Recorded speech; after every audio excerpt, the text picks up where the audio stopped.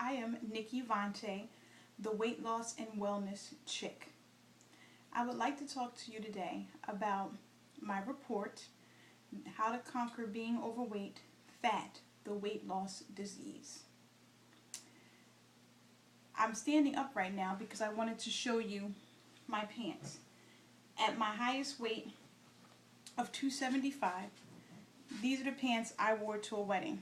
My daughter now calls them grandma pants. But as you can tell, I fit into one pants leg. And that is significant because I would like my sessions and reports to help my weight loss peers to have some understanding of what it is to lose weight, what it is to take this journey. I have to confess, I'm not an MD, I'm not a nutritionist, I'm just somebody who has had to travel this weight loss road. And I want to help others. I have done a lot of research. I have tried a lot of different things. I can just tell you what I found works and what doesn't work. And I'm definitely want to help you with that. So I wrote this report, Fat, the Weight Loss Disease, because I believe that people who are obese or have weight to lose, or just people who think that they're a little heavy, it's a disease. It can be a very hard addiction and a disease to live with. I always joke with people and tell them that there are no police officers on the corner running you down because you drove into McDonald's. There is no shady individual in the corner selling French fries out his trunk. We have access to our addiction 24 hours a day, 7 days a week. That is hard to combat. It is hard to get over the weight loss disease hump. So I'm going to just share some of the things I have in my article, starting off with what obesity is. This is the WebMD's version of what obesity is, and I'm going to read it if you don't mind. Obesity is an excess proportion of total body fat. A person is considered obese when his or her weight is 20% or more above normal weight. The most common measure of obesity is the body mass index. A person is considered overweight if his or her BMI is between 25 and 29.9. A person is considered obese if his or her BMI is over 30. And then there's now something called morbid obesity, which is a little bit heavier. It means that a person either 50 or 100% over normal weight, more than 100 pounds over normal weight, has a BMI of 40 or higher, or is sufficiently overweight to severely interfere with health or normal functioning. Now, when I read that, to me, I don't really understand what they're saying. I'm pretty sure there's some of us who will or don't or whatever. So I've done a little more research, and I'm going to tell you unhealthy patterns that lead to obesity.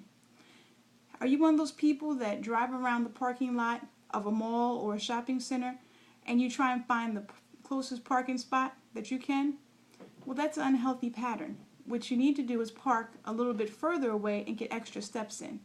I will talk about that in one of my exercise reports about wearing a pedometer and how many steps you need to be healthy. Do you drive to the corner store? That's why it's a corner store, because you're supposed to walk. Do you drink sugary beverages? I love this. Coffee itself is not a bad beverage, but when you add the latte and the extra sugars and the extra sweet creamers, then it becomes a deadly beverage, especially if you drink it every day before you go to work. Then we order a muffin the size of our hand, and then we wonder where all the calories come from, and that's how we start our day. Some of us start our day by skipping meals. Our body is on a fast, and we don't eat. These are some unhealthy patterns that can cause us to yo-yo diet, which is very unhealthy, and I'm going to talk about that next. And it causes us to get frustrated. It causes us to cave in. We don't understand why or where these extra calories are coming from. So I'm going to explain some of that coming up. I had an example, and this is an example that wasn't years ago. This just happened to me over the summer. I went on vacation, and I'm usually really good about my routine. I went away with family, and I didn't pack everything I was supposed to pack for food. So what happened was I went out with family to get ice cream. Instead of getting sugar-free ice cream because they didn't have that option, I went for the medium cup of regular ice cream. Then we went out 2 more times and had ice cream, and I had regular ice cream then too.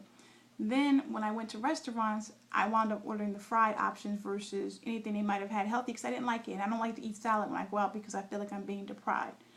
So to make a long story shorter, I came home, I got on the scale, and I gained 8 pounds in a week.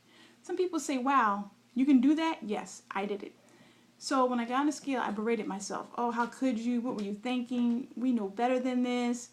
So when I did that, I realized that that starts the unhealthy yo-yo dieting. Because then I said, I'm going to do better. I'm going to commit to do more. I'm going to do it better, faster, and I'm just going to be strict on myself. Then, of course, you get strict on yourself, and then you wound up treating yourself when you do well. And then once you treat yourself, you get a little lax. And then you have to tighten up and berate yourself because you put on the weight that you were treating yourself for losing, which kicks off the yo-yo diet syndrome, I call it. But when you're living a healthy lifestyle, those kind of things don't happen because you're not, you allot for treats, not treat weeks and treat months, but you just, every now and again you give yourself a treat. So when you yo-yo diet, there's certain things that happen. You need to watch out for some of these things, like depression, low self-esteem, unhealthy weight loss tactics, frustrations that make you want to quit, overdoing it. Depression can come in many forms, and it can sound a little bit like negative self-talk. And here's a couple of things that people say. I look so fat and everything. I hate my body. Nobody's going to love me until I drop this weight. We've all said it, but we need to veer away from it. And I'll talk more about positive affirmations, positive self-talk, so we don't make ourselves feel bad mentally, emotionally, physically, and spiritually as we're on this weight loss journey. Low self-esteem. I'm not attractive. I'm not going to date anybody until I lose weight.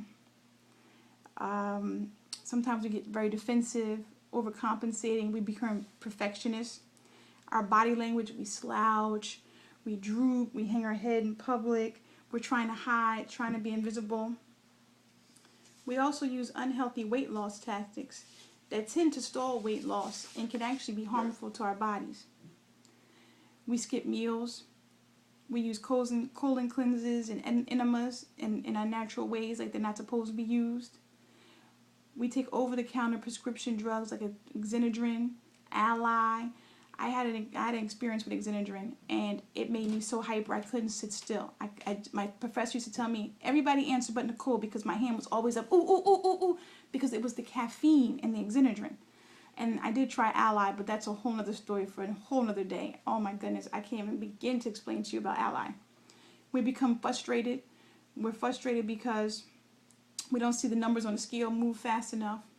We become frustrated because we've told friends that we're trying to lose weight, and they've caught us with Big Macs and French fries and Whoppers and mozzarella sticks in our hand, and they're trying to help.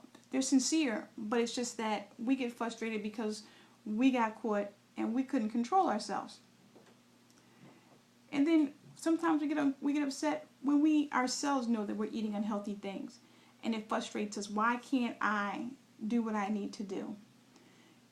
Which leads us to frustration can lead to unhealthy eating patterns and overdoing it, which I think touches on eating disorders like anorexia, where we starve ourselves because we think that we're just way too overweight, or binge eating, when we don't eat all day and then we binge eat on everything that we want, which can lead to bulimia because now we have to throw it up because we have excess calories in our body and we're trying to get rid of them, and we think that throwing up is the answer. These are all things that are talked about in my report, but I wanted to just touch on these things because sometimes we want to lose weight. We want to eat healthy. We want to be healthy, but we don't always understand what it is to be obese, what it means to be obese. What are some of the things that make it difficult for us to have healthy eating patterns and healthy lifestyles? How are we self-sabotaging ourselves? These are the things I wanted to discuss because these things are real. They're real, and they will hold us up from what we want. Losing weight, whether you choose surgery or whether you choose to do it the natural way without any help and additives, It's hard, and I applaud you for wanting to do it. And when you don't have support, it's even harder. So please reach out to other people doing what you're trying to do. Reach out to NikkiVante.com, www.NikkiVante.com, because I'm here and I will help you make an informed decision. I have an Ask Me tab. Ask me anything. I'm open. I'm open to tell you about my journey. I'm open to tell you about what I've learned. Ask me. Use me. I'm here. Thank you for tuning in to NikkiVante, the weight loss and wellness chick. Bye-bye.